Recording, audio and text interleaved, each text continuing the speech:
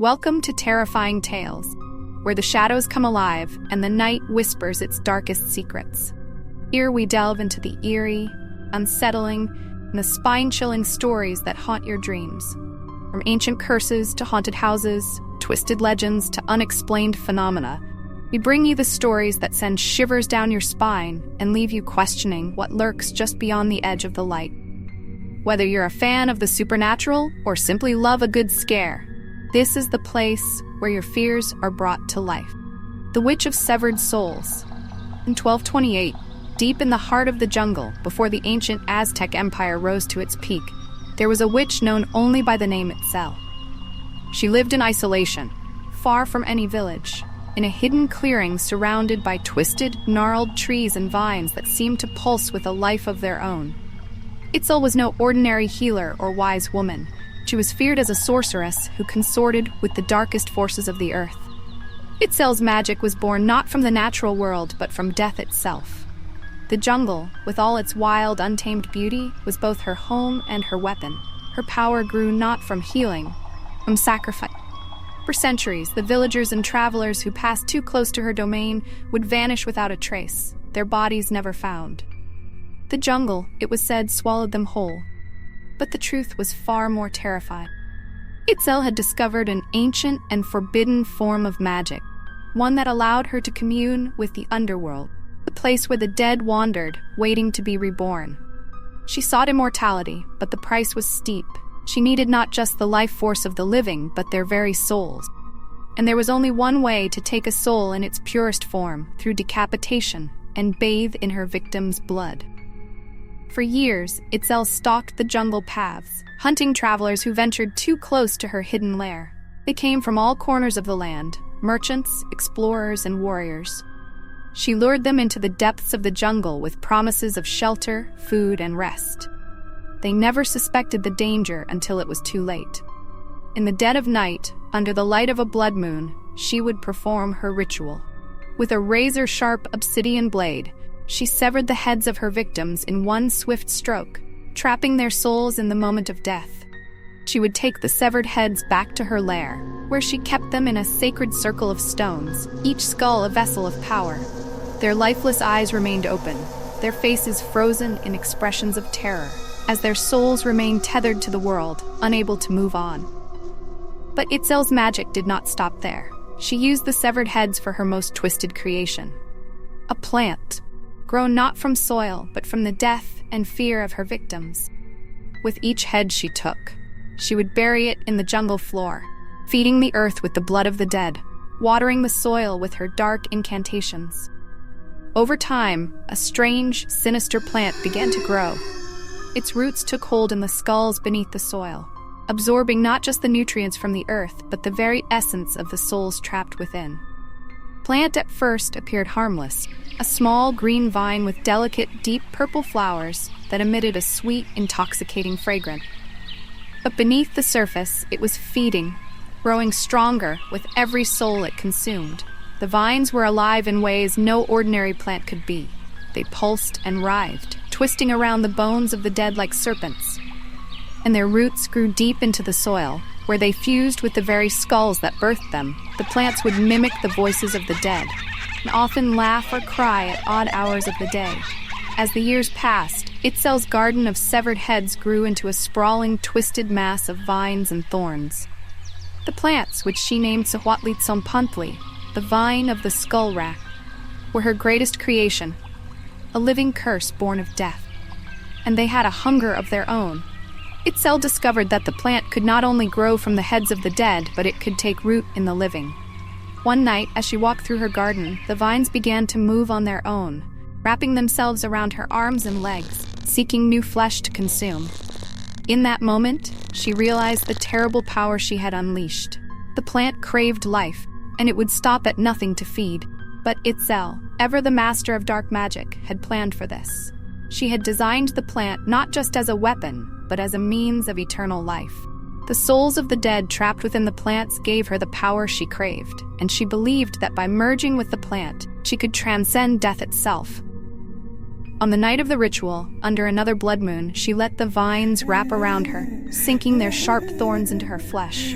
As the plant grew into her body, fusing with her skin and bones, she felt an overwhelming surge of power. Her heart slowed, her breath stilled, but she did not die. Instead, her soul became one with the plant, bound to the cursed garden she had created. Now, the jungle around her lair was a death trap, an oasis of lush beauty that lured travelers in. The villagers worshipped and offered sacrifice to Itzel to satisfy her hunger. At first, the villagers would offer criminals from the village, and when that ran out, they offered their own offspring. But as time passed and Itzel's hunger grew, she devoured the entire village. Plants would grow from their bodies, vines creeping through their veins, flowers blooming from their flesh, until they were nothing more than part of the cursed jungle, a living garden of dead. The witch's legacy lived on in the twisted, carnivorous plants that thrived on the blood and souls, those who dared venture too close. The jungle had become a place of nightmares, where the heads of the fallen still whispered in the wind, and where the plants grew ever stronger, ever hungrier, waiting for the next unsuspecting soul to wander into their deadly embrace. Present day. In the dense jungles of Mexico, where the echoes of the ancient Aztec civilization still lingered like whispers on the wind, a group of adventurous friends embarked on an expedition. Sarah, the fearless leader, had always been drawn to the mysteries of the past, especially the ancient Aztec ruins. Alongside her were Lucas, a history buff with a passion for lost cultures, Emily, an enthusiastic photographer, Jacob, a botanist obsessed with exotic plants, and Ryan, a skeptic who had joined just to get away from the daily grind. Their goal was to explore an undiscovered ruin deep in the jungle, rumored to hold secrets that even the most seasoned archaeologists had never uncovered.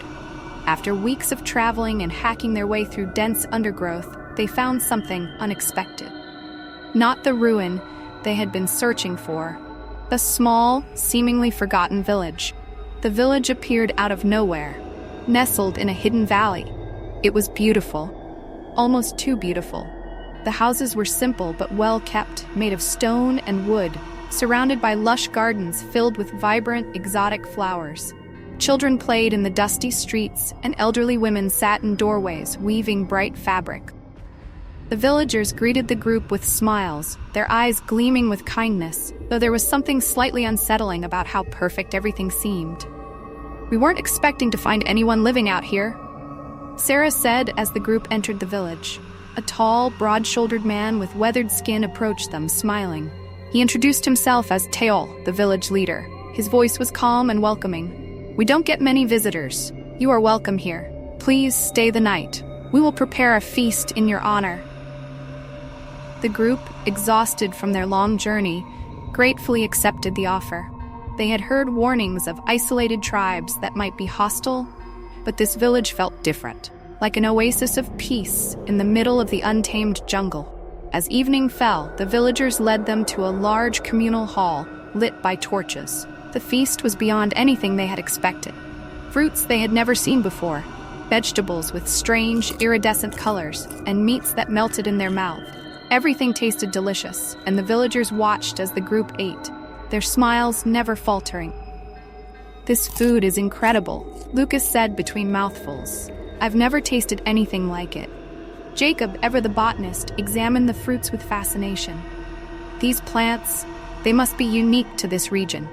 I've never seen anything like them before." But as the night wore on, something odd began to happen. Sarah, who had been feeling exhilarated by their discovery, started to feel sluggish. Her limbs felt heavier, and a strange tingling sensation crept up her arm. She looked at her friends.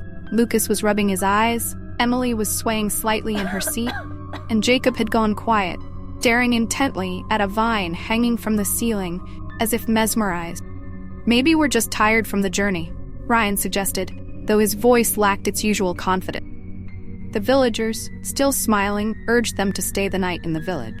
Too tired to argue, the group agreed, and were shown to simple huts where they quickly fell into a deep, restless sleep. When Sarah awoke the next morning, the first thing she noticed was the pain in her arm. It wasn't sharp, but dull and constant, like something pressing beneath her skin. She pulled back her sleeve and gasped. Small, green tendrils were pushing through her pores, curling delicately across her skin. Panicked, she rushed to wake the others. Lucas was the worst. His face was pale, and he could barely sit up. The tendrils had spread across his neck, curling around his jawline like creeping vines. Emily, usually full of energy, was weak, her hands trembling as she tried to pull the tendrils off her legs. They seemed to have taken root, clinging to her flesh. Jacob, in some twisted mix of fascination and horror, stared at the plants growing from his skin, unable to stop touching them. "What's happening to us?" Ryan shouted, trying to pull the vines from his arms, but every time he tugged, a searing pain shot through his body as though the plant had fused with. Sarah rushed outside, hoping to confront Teotl, but when she stepped into the bright sunlight, the villagers were already waiting for them. Their smiles were gone, placed by cold, blank expressions. Teotl stood at the front, his eyes now dark and hollow. The vibrant village no longer seemed warm and inviting, felt like a cage. "What did you do to us?" Sarah demanded, her voice shaking with fear and anger. Teotl spoke calmly, as if explaining something simple. "You are becoming one with the land. The jungle is alive, more alive than you know. You have eaten from its bounty, and now you will become part of it, as we all have." As he spoke, Sarah looked closer at the villagers. Their skin wasn't normal. Vines twisted beneath the surface, their eyes had a strange, glassy look, and their movements were unnaturally smooth, like they were being controlled by something else. "We are the guardians of the ancient ways," Teotl continued. "Long ago, our ancestors made a pact with the forest. In exchange for eternal life, we became one with the jungle. It nourishes us, but in return, we feed it." "No," Sarah cried, backing away. "We didn't ask for this." "But you accepted it," Teotl said, his voice still calm, almost soothing. "When you ate, you became part of the cycle." The group tried to run, but their bodies betrayed them. The plants had taken too much of a hold, and every movement was agony. Sarah felt the vines tightening around her bones, spreading faster now, growing up her neck and into her scalp. She could hear the soft rustling of leaves as they sprouted from her skin, the creeping sensation unbearable, as her body began to betray her. One by one, her friends fell to the ground, their bodies writhing as the plants overtook them. Lucas was the first to stop moving, his skin now a dark green, his eyes open but lifeless. Emily's legs were wrapped in vines, her arms immobile, as she let out a final choked cry. Ryan tried to fight until the end, but eventually, he too was consumed. The villagers watched silently, their expressions devoid of emotion, as the jungle claimed the outsiders. Sarah, barely able to think through the haze of pain and confusion, collapsed to her knees. She could feel her body stiffening as the plants consumed her. Her vision blurred, but in her last moments, she understood the terrible truth. The villagers weren't alive. They were just like her, consumed long ago by the jungle, now puppets of an ancient, hungry forest that never let go of those it claimed. And so, the jungle grew, its lush plants thriving, its roots reaching deeper. The group was never seen again, their bones entwined with vines, their faces frozen in eternal horror. The village remained, waiting patiently for the next unsuspecting travelers to stumble upon it, drawn by the beauty of the jungle and its terrible, consuming secret. Thank you for joining us on this chilling journey into the unknown. If our tales sent shivers down your spine, be sure to hit that like button and subscribe to Terrifying Tales for more stories that will haunt your nights. Don't forget to ring the bells so you never miss a new tale of terror. Have a story you want us to explore? Drop it in the comments below. We're always on the hunt for the next haunting tale.